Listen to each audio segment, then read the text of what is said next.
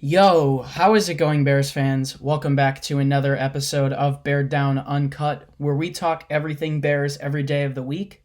What will adding another speed piece do for the Bears' offense? What does the addition of Ted Ginn Jr. bring to the Bears? Today, in episode 13 of Uncut, I'm going to be answering all of these questions for you. I am your host, Chris Malpe. I am not riding solo once again on episode 13 of Uncut. I am joined by my co-host, Parth Shaw, today. Parth, what's going on?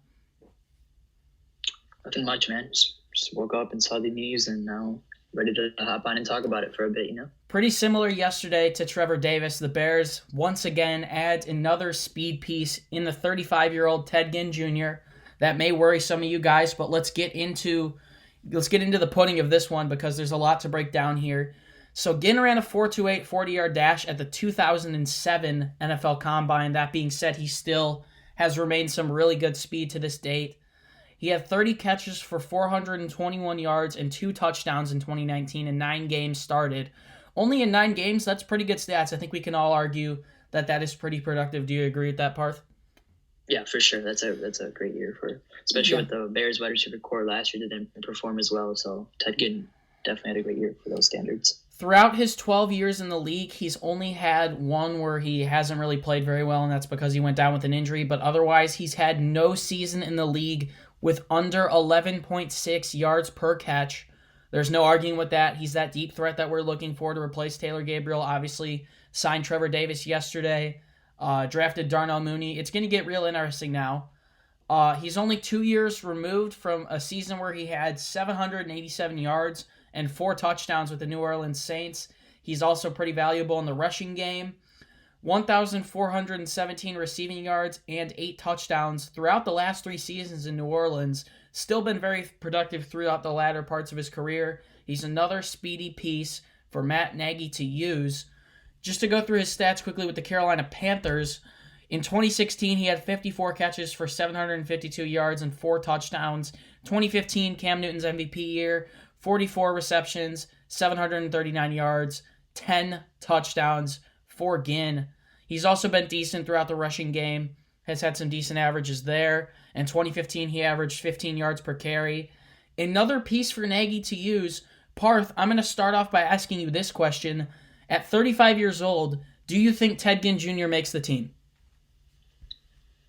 Personally, I think he will, but I don't want him to. Let's put it that way. I feel like there's a lot of young talent on the Bears that we need to use before we give up on them, or at least to give them a chance. And I feel like signing Ted Ginn is kind of like giving up on the young talent. So personally, I don't want him to make the roster, but I think he will, like just by standpoint. Riley Ridley and Javon Wims, 2 of those guys that you mentioned that definitely need some more help and need some more opportunities in Chicago. That being said, when J.J. Stankovitz came on the Bear Down podcast a couple of weeks ago, he said that he believes, and there are some people that believe that they haven't done enough to prove that they can do it in Chicago. I personally think Ginn makes the team. I think that's a no-brainer. Some people, question his age and stuff and think that he's old and he can't do it anymore and he doesn't have that speed anymore. But just look at his last couple seasons. 30 receptions in 2019 for 421 yards, 17 receptions in 2018 on a little bit of a down year for the Saints with 209 yards. But he's only 2-3 years removed from 787 receiving yards and 4 touchdowns. At the end of the day, Parth, I really think you can't turn down productivity. Yeah, you definitely cannot turn down productivity, and he's shown that he can be productive in the NFL for, 13, 14 years. I mean, he's a great veteran. At the end of the day, he's also another veteran presence that can help out guys like Miller and Mooney develop as well. I mean, Miller needs some coaching here and there, and I feel like Ted Ginn could be a great locker room piece in that way as well. Some people on Instagram have been telling me that he's going to have nothing to offer to these younger pieces, but I simply just disagree with that. He's been through the gauntlet. He can teach these guys how to better read defenses, how to better beat defenses, especially guys like Darnell Mooney. Trevor Davis might be in a little bit of a tougher situation now. We spoke about him yesterday. But just to go over some more about Ted Ginn Jr., he was drafted out of the Ohio State University in 2007 by the Miami Dolphins, spent 3 seasons there, then went to the 49ers, was with the Panthers for a year, spent a year with the Cardinals, shipped back to the Panthers, most recently with the Saints. He's been in the NFC for the last couple of years in his career. He knows what it takes to win in this division and in this conference. So, Parth, I want to ask you, we both said we think he probably will make the team. So that being said, where do you see him fitting in 2020? I don't think he'll have that big of a role than as many people would maybe think. If he did make the team, I think he'll probably pick up like 500 yards at the most. If it comes down to him and Trevor Davis for punt returning, and if Ted Ginn wins the job, I think Ted Ginn also becomes a punt returner for the Bears next year. Yeah, Michael Thomas just tweeted heartbroken when he heard the news about Ted Ginn leaving the New Orleans Saints. Personally, I see Ginn fitting in on this offense. It's going to be interesting because a lot of people think the Bears are going to run 2 tight end sets this year with Jimmy Graham and Cole Kmet. We have so many speedy wide receivers now. You got to think that Allen Robinson and Anthony Miller have their guaranteed spots on this team. Matt Nagy has already spoken about using Cordero Patterson more. That wide receiver 3 spot, I mean, we don't know who's going to be the wide receiver 3 on this team. As easily as it could end up being a guy like Riley Ridley, it could be Trevor Davis. It really depends on what happens in training camp. That being said, imagine putting out a roster of you got Cole Kmet on the field or Jimmy Graham, frankly.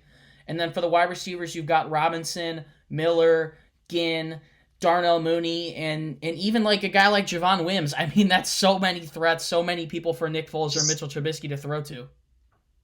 Just need the quarterback to do its job at this point. Yeah, I mean, the wide receiver threats are looking absolutely incredible.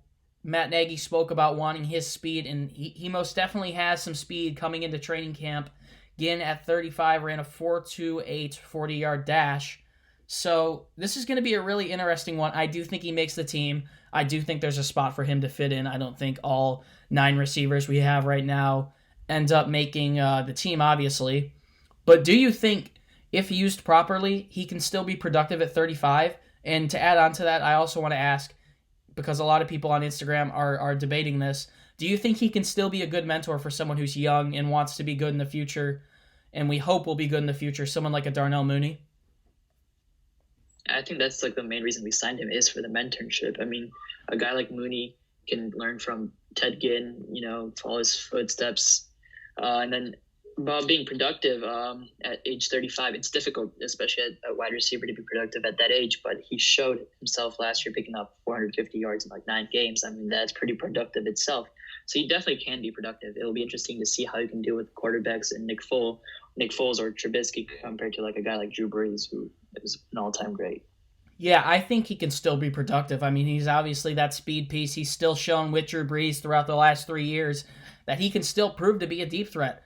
I mean, 11.6 yards per catch minimum throughout his last 3 years in New Orleans. I think no one can doubt that really at all. And I also think he can be a great mentor. I think people who are debating that online, I don't know why you would say that Ted Ginn isn't a great mentor. Some people are saying that Darnell Mooney is already as good as Ted Ginn in his prime, but he hasn't even played a snap on an NFL field yet. So I'm going to say Ted Ginn can be a very good mentor. I think if Darnell Mooney followed in Ted Ginn's steps, that's something that Bears fans really couldn't complain about, because Ted Ginn, not only throughout his career, has been known as that speedy deep threat, but he's also been very productive, and productivity is something we need, especially in this offense moving forward. One more question for you, Parth, before we end this one. Following this addition, there's a lot of players on the bottom of the wide receiver roster and there may be some surprise cuts. Riley Ridley, I hate to say it, I know you're high on him. He might be down there. Maybe that's just my personal opinion. The Bears invested, a 4th-round pick in him?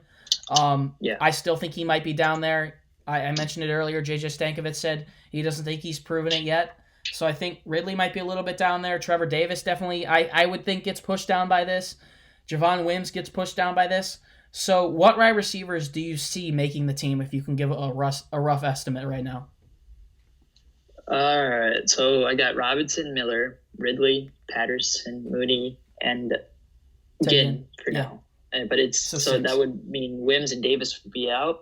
But personally, I'd rather have Davis over Ginn, but that's just a personal option.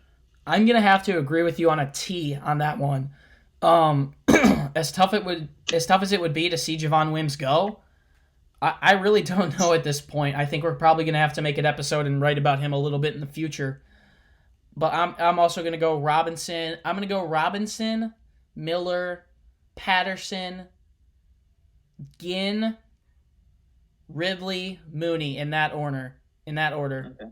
I'm going to put Ginn at 4, Ridley at 5, and Mooney down there at 6. Give him a little bit of time to produce, but obviously he'll still get his chances to be that deep threat that the Bears need and get some solid contributions. Riley Ridley also someone that we're hoping that we can see some productivity out of in the future. Thank you guys so much for tuning in. We broke down for you guys the Ted Ginn Jr. signing, talked about whether or not he can still be productive in Chicago or not. It's going to be interesting going into training camp because this wide receiver room has a lot of interesting pieces right now. I think we can both agree, Parth, that Javon Wims is still an interesting piece entering his 3rd year in the league.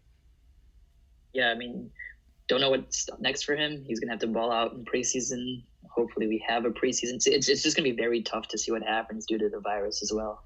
To Absolutely. See how all these guys can compete for the job. Uh-huh. Well, that's going to be pretty much it for episode 13 of Uncut. Thank you guys for showing so much support and love to this series. All the videos have been doing great. The Lee Mack video did great on Uncut 11, and then Uncut 12. Or no, that was Uncut 10. Uncut 11 was Parth's QB video. That's doing pretty well. And then the Trevor Davis video did well yesterday. So thank you guys for supporting this. Do us a favor, like and subscribe. We're really grinding for 1K. If you would like more content from us, head over to our website, beareddown.com. You can find some great stuff on there. You can find the links to our social media down in the description. And you can also follow the podcast on Instagram and Twitter at Beared Down. Also, if you're listening to this on YouTube, our podcast is on Spotify and Apple Podcasts as well. You can find it on there, but unfortunately it won't include content like this. But still some great content, some longer episodes for you guys. Thank you guys very much for tuning in. Any last words, Parth? It's gonna be a great off season. I mean, great preseason if this all works out. I mean, training camp's gonna be a lot of fun to go to. Yeah, I just hope we can go to it. Absolutely, training camp's gonna be a lot of fun. I'm sure we'll see some surprise cuts as this all plays out, but it's gonna be a lot of fun. Once again, thank you guys so much for tuning in. I am your host, Chris Malpe. Thank you for joining us for Uncut episode 13. And as always, Chicago, as my dogs start barking in the background, perfect timing, stay safe and bear down. Peace.